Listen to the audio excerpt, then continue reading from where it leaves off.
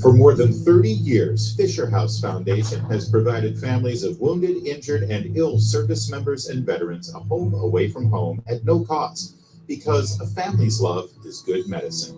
Learn more at fisherhouse.org. Hey, it's Larry O'Connor here. Are you working on the Hill or at a think tank, or are you a young professional desiring a career in American politics? Click right here to learn more about Hillsdale College's part-time MA in government degree and incredibly generous scholarships.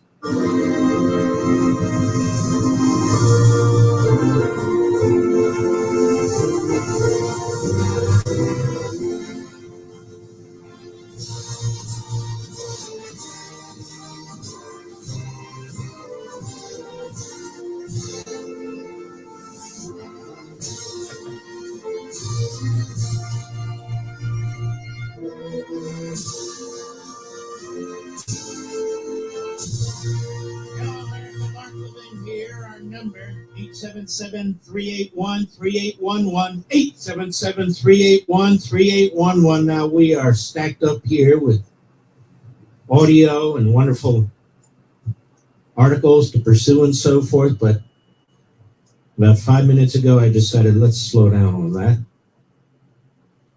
because there's a big debate going on, and it's going to be going on well past today. It's going to be going on well into the future and right up into the Republican presidential primaries in 2028. And the battle lines are being drawn between the Buchananites. They call them post-liberal conservatives, but that doesn't mean anything to me. They're the Buchananites, and in my view, the Reaganites and the Trumpites. Now, some of the prominent Trumpites sound more like the Buchananites. But part of the debate is over something called national conservatism, or NatCons, and or traditional constitutional conservatism. Power. To what extent do we use power? Now, if you listen to some of these people, they could support Franklin Roosevelt if he were around today, or Lyndon Johnson if he were around today, sort of socialist light. The government interventionism of which they speak, they do not explain what the boundaries are. But they're looking for popular appeal. And so they're trashing the 1980s, where we had spectacular economic growth across the board. Very bizarre. My fear is, even if one of these guys muscles through the Republican primary, or even if they're coronated in some way, they won't win the general election. That's my concern. So it comes down to, as I said, to power. And that's what this debate is about, among conservatives and pseudo-conservatives, I would argue. And so we're going to spend a little time on it on this Friday evening, as many of you are in rush hour traffic, or maybe you're driving off to a weekend vacation, or whatever you're doing. I'm here with you. And so let's discuss this again. There are infinite ways to view power, innumerable contexts and circumstances in which to apply it. There's truly no simple, concise, all-purpose definition for what is meant by power, but it is a word that means everything, everything, even in your private life. To spend time thinking, talking, or writing about it is not a mere abstraction. Power is a term meant to describe some kind of force or energy that surrounds us all the time, is both ubiquitous in your life and the life of the entire society, and is consequential in every way. Power is a core reality and characteristic of human existence. And without more to go on, such as context and circumstance, it can be ambiguous and elusive. In all human pursuits, including personal pursuits and life events, power matters. As a macro level, power shapes economics, politics, and governments. Moreover, there are many, many variations of power, implied powers, necessary powers, assumed powers, and so forth and so on. For most people, these are unstated and often unnoticed or obscure kinds of power, but they exist and they matter. Indeed, power is inextricably linked to liberty, although it is not to be confused with liberty itself. Power determines if there's too much liberty, such as anarchy, or too little, such as tyrannies, depending on how power is exercised, who exercises it, and if it is bound by human rights. The American Revolution is an important and obvious example of power properly pursued and exercised, the pursuit of which was not to promote individuals per se, but individualism and societal liberty, including by means of representation, limited, divided government, that is, ordered liberty. Conversely, autocrats of every stripe and in all ages have exploited liberty to empower themselves at the expense of the liberty of others. In fact, one's use of liberty this way to expand one's power to diminish, if not denude, the liberty of others is in a real sense a paradox, isn't it? And it is a cancer that apparently metastasizes over time within democracies. And of course, there are democracies that have lasted several centuries, but in the end, they have all, I repeat, they have all succumbed to the steady increase in the centralization of power and a decline in individual and societal liberty. And sadly, this appears to be the nature of things. To be clear then, even the most wisely conceived nation states, mindful of man's abuses of power and established with the intent of curbing and restraining that power, seem to fail in the end. Gone are Athens and Rome and numerous lesser societies. Democracies struggle against the centralization of power almost from the moment they're established. And history is replete with examples of tyrants grabbing power in the name of liberty. I don't want to read the whole book, so I'm moving on. Like liberty, in the context of power, democracy is another word that is used by the power-hungry to deceive and disarm.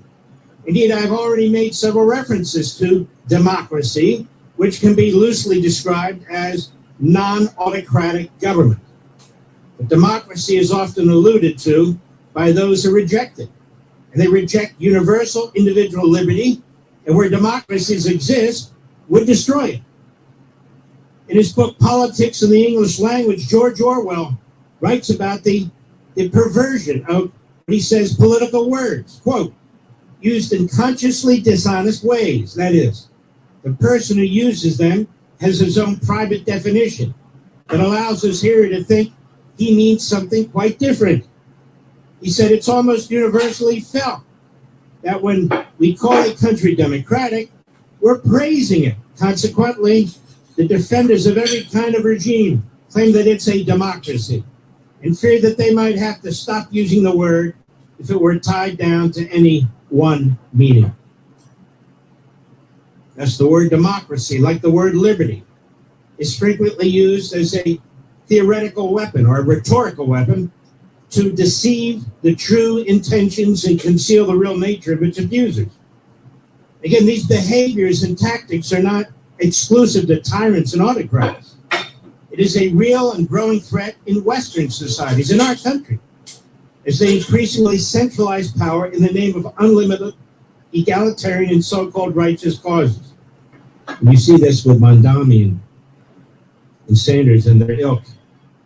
Environmental justice, economic justice, social justice, equality, equity, reparations, nationalized healthcare, the existential threat of climate change, and so forth, which require and in fact demand the centralization of power to supposedly ameliorate the perceived, claimed, and in some cases, manufactured societal maladies, the final resolutions of which are not only impossible, but are also not necessarily intended to be solvable.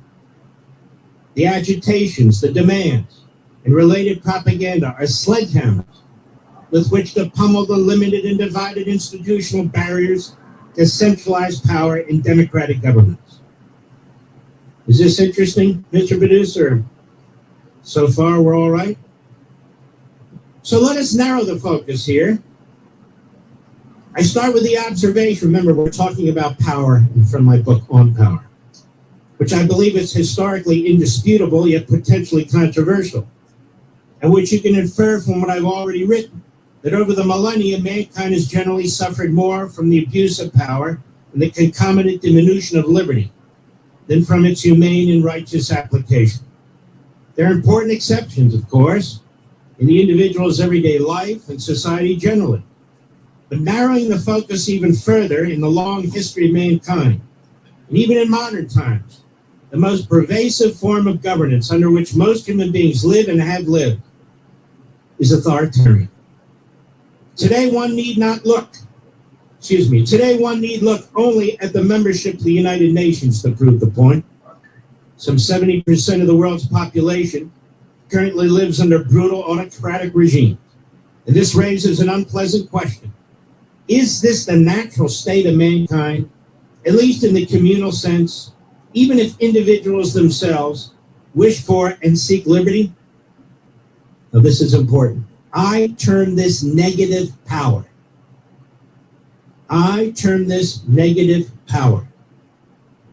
And I discuss it more fully later in the book. That said, in a democracy, negative power typically takes the form of a steadily increasing centralization of authority that starts slowly but eventually spreads more quickly to cover all corners of the nation, moving closer toward a quiet autocratic model. It occurs primarily in three general ways. First, the imposition by the few, for example, the judiciary. The peaceful vote of the many, number two, where the people willfully vote for their own demise. Or number three, the slow institutionalization of an acquiescence to, as Thomas Hobbes characterized it, a leviathan, that is, a dominating and domineering army of non-representative bureaucrats. Of course, there are degrees to which centralization develops and occurs, some more aggressive and ominous than others. Centralization is moderation, that is, centralization in moderation, which is intended to secure liberty that does not exist or undergird existing liberty that is threatened or diminished by factionalism, mob rule, or anarchy, is of a different character than power secured for power's sake or with a tyrannical mindset or purpose.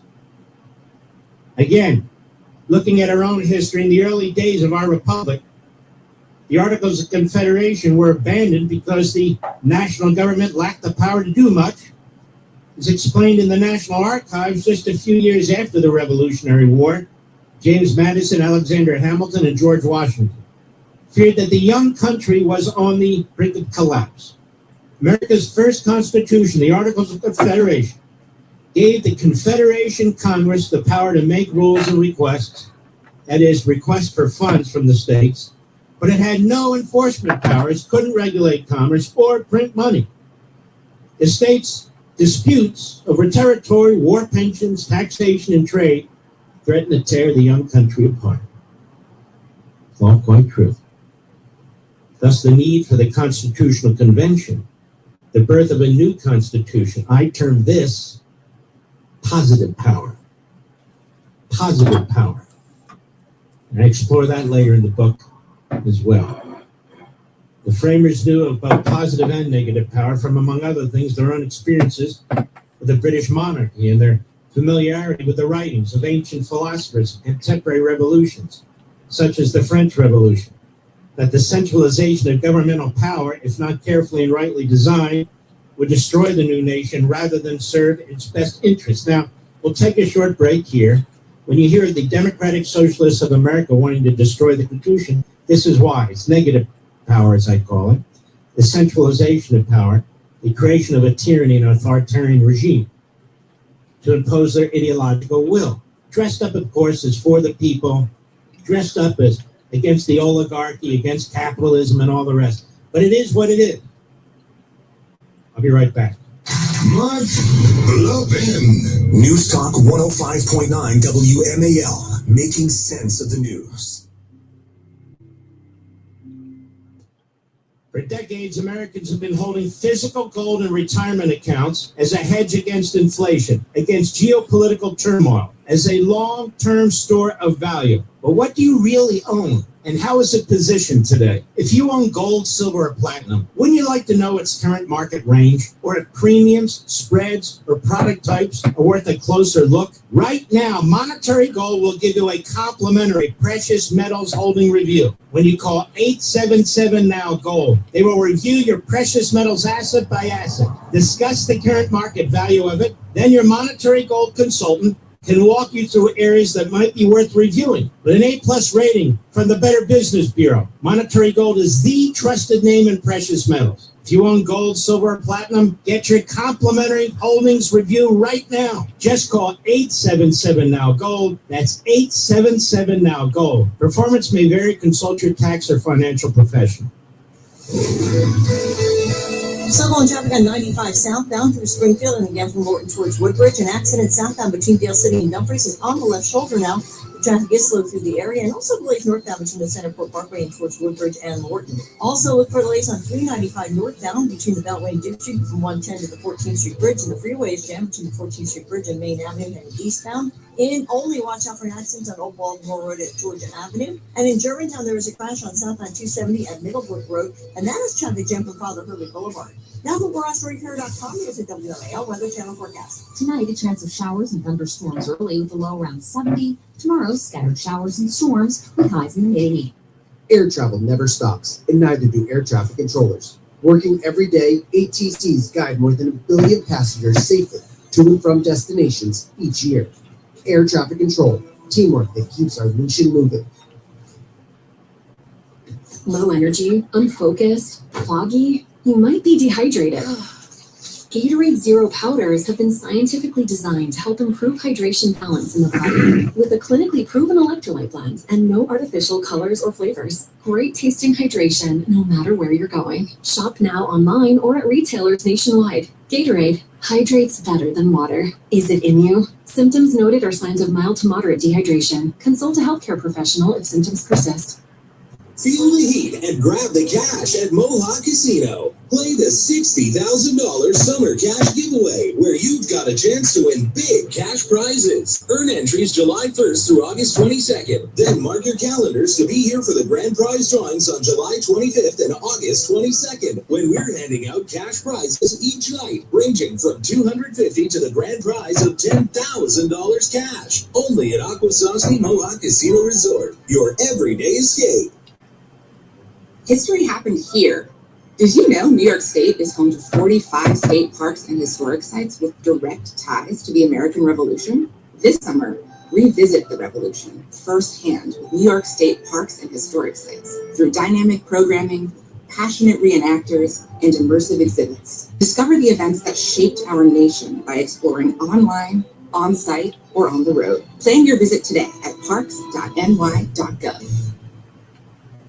Looking for a college that delivers real value and a great experience without breaking the bank? At Jefferson Community College, you get high-quality education, affordable tuition, and hands-on learning that prepares you for what's next. The college is more than the classroom. Jefferson offers vibrant student activities, championship-level sports teams, leadership opportunities, and a campus community where you belong. Smart choice, strong future. Jefferson Community College. Discover more at sunyjefferson.edu. If you are in need of a roof replacement before the summer rainstorms hit, well, honor, respect, and trust your home with Valor. Hey, it's Vince for Valor Home, and unfortunately, some unscrupulous home improvement companies are claiming to be Valor Home, but there's only one Valor I trust. Don't be fooled by the imposters online. Go directly to valorhome.com and look for Valor's signature patriotic logo, or call 833-83-VALOR. Tell them Vince sent you. 833-83-VALOR. Low energy, unfocused, foggy, you might be dehydrated. Whether it's hot yoga, over 100-degree weather, or too much sun. Gatorlight, with a specialized blend of 5 electrolytes, was scientifically designed to help move fluids into the body faster for rapid rehydration. Shop now at retailers nationwide. Gatorlight hydrates faster than water. Is it in you? Symptoms noted are signs of mild to moderate dehydration. Consult a healthcare professional if symptoms persist. Imagine having complete clarity about your health, not just test results, but a clear plan built around you. Today, body scans and lab tests are easy to access, but true peace of mind comes from understanding what they mean and what to do next. At Princeton Longevity Center, we go beyond testing to deliver clarity, strategy, and physician-led care designed to help protect and extend your life. Our patients work directly with board-certified physicians specializing in preventive and longevity medicine. Not algorithms, not generic reports, but real doctors who understand your history, your risks, and your goals. Yes, we use advanced imaging and comprehensive diagnostics, but what truly matters is what comes next. We interpret the results, connect the dots, and deliver a physician-led personalized plan you can act on with confidence. Because information alone doesn't change outcomes. At Princeton Longevity Center, your care doesn't end with a test. It begins there. Call 888-8000-PLC or visit PrincetonLongevityCenter.com. That's 888-8000-PLC. WMAL, making sense of the vote because elections have consequences. Download the WMAL app to stream us for free. Just for our affiliates and our program directors or GMs and so forth, I find the audience loves this kind of program. Wherever I go, they ask me to do more and more, but obviously I limit it. But this issue of who has the power to do what is front and center. People may not realize it. Those of you who actually do real jobs for a living, those who run stations or own stations may not realize it, but this is a big battle that's going on right now for the future of the Republican Party and the presidential nominees. So I just alert you to this, which is why I'm taking the time to do it. Otherwise, I wouldn't. And as for my book on power, it was for sale last year. I'm not promoting it this year. If people are interested, they can get any of my books on Amazon, but that's not the point of this. The point of this is to share real knowledge, real information, so you can in turn share it and use it when you're listening and watching these things too. So let us continue. We only have a little while right now. We'll continue more after the bottom of the hour. But this issue of power and this book on power, which I think is one of the best I've ever written, it's also one of the tightest I've ever written. It's clearly relevant, the word power and what goes on. It's always relevant. First of all, let's think about your own life. The people you work with. Maybe it's a business you work with. Whether you're working from home or not, you still have to report to people and so forth and so on. There are power dynamics in your family. Immediate family, extended family. Who's going to make decisions about what, why, and when? There are power dynamics in the work environment. Whatever you do in the work environment, you may be your own employer, an employee, but you're dealing with outside suppliers or outside marketing people, or you're online, you're dealing with somebody. These are power issues. I'm not getting into all that psychological stuff. I'm getting into the use of power, the individual, groups of individuals, that is the civil society and government. And it's important that we understand these things. I'll be right back. WMAL. Just hearing the word IRS can make people break out in a cold sweat. No one wants to deal with the IRS, and now you don't have to. The good news is Legal Tax Defense has been successfully negotiating with the IRS for more than 15 years. It doesn't matter how much you owe, whether it's $5,000 or $5 million. You deserve the best in the business on your side, and that is Legal Tax Defense. Even if you're working with someone else and just want a second opinion, there is no cost or obligation to call. They can prevent levies, liens, wage garnishments, even file back tax returns. And the best news about Legal Tax Defense is they won't take your case unless they know they will reduce or eliminate your tax debt. Call Legal Tax Defense right now for a free no-risk consultation. 800-354-6062. 800-354-6062. You have nothing to lose, but everything to gain. 800-354-6062. WMAL-FM, Woodbridge, Washington, a Cumulus media station. Making sense of the news. News Talk 105.9. News now. WMAL News at 6:30. I'm Heather Curtis. Breaking this hour, a judge put a case challenging Virginia's new law banning the sale of semi-automatic firearms on hold. while the courts wait for the Supreme Court to weigh in on similar bans. Virginia Attorney General Jay Jones says the stay ensures cases challenging the new law move forward on consistent footing. He says he remains confident that what he calls a life-saving measure will ultimately be upheld. The plaintiffs, including gun rights activist John Crump, argue the law violates the Second Amendment. A Manassas man's arrested and charged with impersonating a law enforcement officer after allegedly posing as a cop to try to access a secure part of the Prince William County Police Station. Police say on Wednesday, Matthew Thompson drove up to the rear gate of the Central District Station around 7 p.m., said he was a cop, and tried to get into the secured parking lot. Real officers stopped him. He's being held without bond. Traffic and weather next.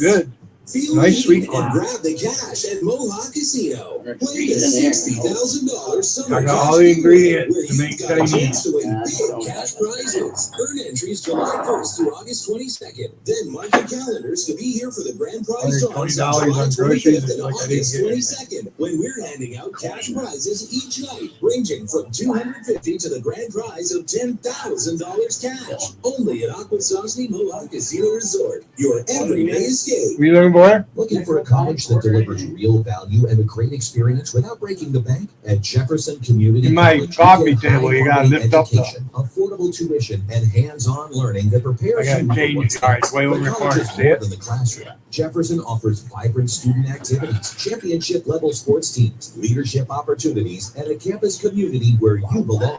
Smart choice, strong future. Jefferson Community College. Discover more at sunyjefferson.edu. Derek Hunter here. I A lot love of people my think friend. knee pain is just You a keep part of beating getting him. older. But if sore, That's my aching fucking knees fault. are keeping You'll you get off the hurt golf too. course, away from pickleball, making the stairs a challenge, or even turning a simple walk with the dog into a painful chore, you don't have to just live with it. That's why I recommend Dr. Shannon Thompson, founder of Restore Health of Virginia and Ashburn. For more than 30 years, Dr. Thompson has helped thousands of patients find relief with a specialized drug-free, non-surgical approach to knee. Blueberries. Right now, WMAL listeners can schedule a Kinds of comprehensive knee evaluation for just $79. It includes a detailed exam, a review of any existing X-rays or MRI studies, and your first treatment if clinically appropriate. Not ready to schedule? Ask about a complimentary phone consultation with Dr. Thompson. Appointments you got are chicken to limited, so cook. call today. 703-552-5551. That's 703-552-5551. Again, that's 703-552-5551. You could have started business just to keep the lights on. You're here to sell more today than yesterday.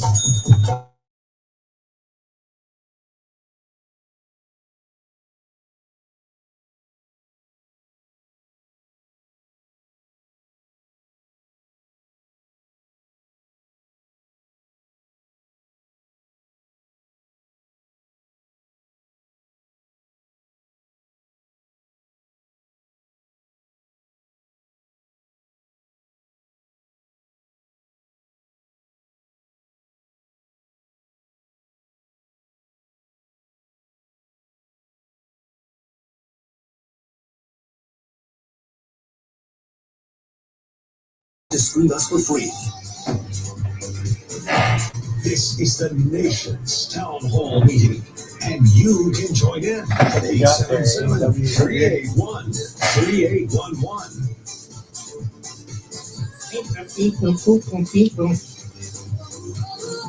I used to love this song. I still like it. But the commercial used to crack me up, if anybody remembers the commercial.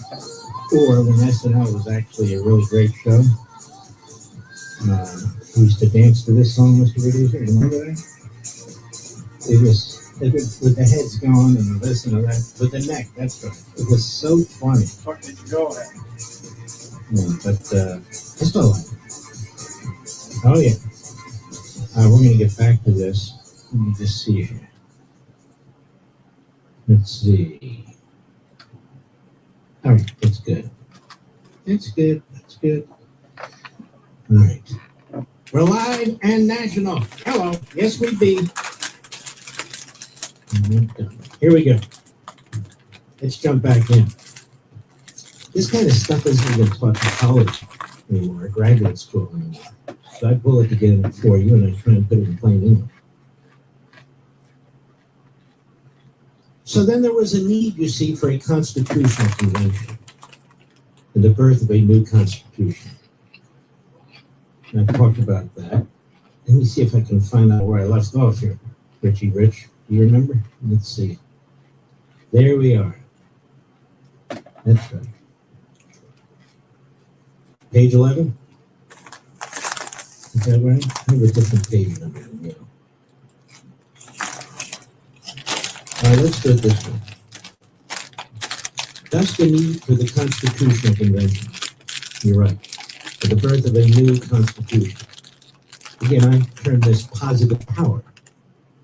Positive power. The framers knew of both positive and negative power, as I mentioned before. They knew both. And among other things, their own experiences with the British monarchy and their familiarity with the writings of ancient philosophers and the French Revolution. Human beings are imperfect. This is not much of a revelation to you.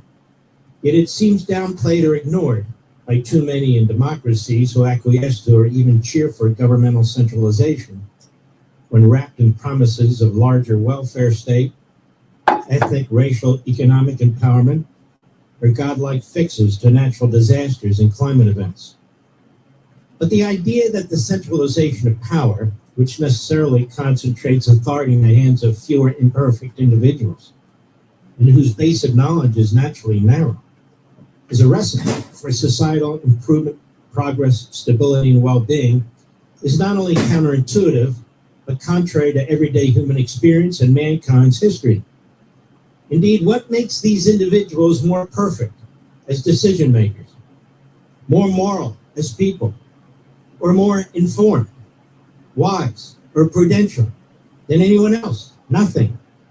Autocrats are not known to possess such qualities or demonstrate them when exercising power. Most excel at acquiring power, but not much else. Indeed, those who achieve such a station exhibit a greater affinity for the darker side of human behavior, including corruption and dishonesty, immorality, hubris, irrationality, anger, vainglory, egomania, bigotry, and so forth. Although a rare good or perceived benefit may come from their wielding of power, such as the claim that Italian fascist Benito Mussolini made that the trains run on time. By the way, that's a myth. It's farcical. Besides, they didn't. Where's the evidence? They concentrated power in the hands of an administrative state, where the bureaucracy is to consist of specially trained experts and societal organizers who know what is best for the people and know how best to achieve these ends. Where's the evidence? Where has it ever existed anywhere that they know what they're doing? Certainly not in America. Contrarily, from Aristotle and Cicero to John Locke and Montesquieu and numerous others, philosophers and scholars have argued for the wisdom of diversified, dispersed, and mixed power within governments. That is, where power checks and balances power, which provides a greater likelihood of enlightened leadership and administration, greater respect and appreciation for the civil society and the non-governmental parts of society, and more protection of individual sovereignty and free will. In essence, a positive power structure attempts to contain and control the darker side of the human character and to contain and control the darker side of society generally. It emphasizes the capacity for a civilized and just society. Again, in our country, the American Revolution and establishment of a Republican government was intended to secure the traditions, customs, and values of the society. It's concisely set forth in the Declaration, unlike the French Revolution, the purpose of which was to destroy the existing society, not only the ruling monarchy. Indeed, our Declaration is one of the most concise yet brilliant statements about humanity and society ever authored. This is not to say that other Western democracies lacked similar intentions, but America's purpose was known and declared before it was even a functioning country. That is, from the beginning. And its ultimate governmental design, the national constitution, was a direct outgrowth of this purpose, not an imposition by an elite few, since the representatives of all the colonies participated in its development, from the Constitutional Convention to the state ratification conventions. Now, when establishing our own national government, the debates among the delegates to the Constitutional Convention and later in the state ratifying conventions focused almost entirely on how to balance the necessity of centralized power to secure the civil society and preserve individual liberty, with the recognition that in creating such an entity, they risked imperiling the American experiment. So buying all If this the shit like conferred this here, power they was don't not do it. It should be offset by some air competing. conditioner. I ain't got no place to put This is one. crucial. Right there. You can't open them windows. So the If I try to framers, bust the one answer was open, a it's gonna mixed fucking government. break. In essence, they adopted John Locke's overarching governmental model of separating power and Montesquieu's more precise description of government divided between and among three entities: the legislative, executive, and judicial, each with relatively specific and distinct responsibilities, yet constantly competing with the others for power. Montesquieu was the most widely read and cited philosopher during America's constitutional period. He's referred to in the Federalist Papers multiple times. In the spirit of the laws, Montesquieu explained that, quote, democracy and aristocracy are not free states by their nature. Political liberty is found only in moderate governments, but it is not always in moderate states. It is presently only when power is not abused, but it has eternally been observed that any man who has power is led to abuse it. He continues until he finds limits. He said, who would think it? Quote, I'm quoting the whole thing. Even virtue has a need of limits. Don't walk behind me. So that one cannot abuse power. Power must check power. I'm shutting this by down. the arrangement of things. I'll let my audience know I got 7. I have company and playing cards. Fuck you, The Wigan. Constitution, he said, can be such that no one will be. See you later, constrained to do Tom. things. The law does not. This oblige guy you in to do this it. guy in You Louisiana do got things bit by a snake. the He's law permits been you in the to. hospital and going through treatment. Now, hundreds of years later, the late British I'd be dead if I Christian got bit by a theologian and snake. scholar, author C.S. Lewis underscored Montesquieu's point as well.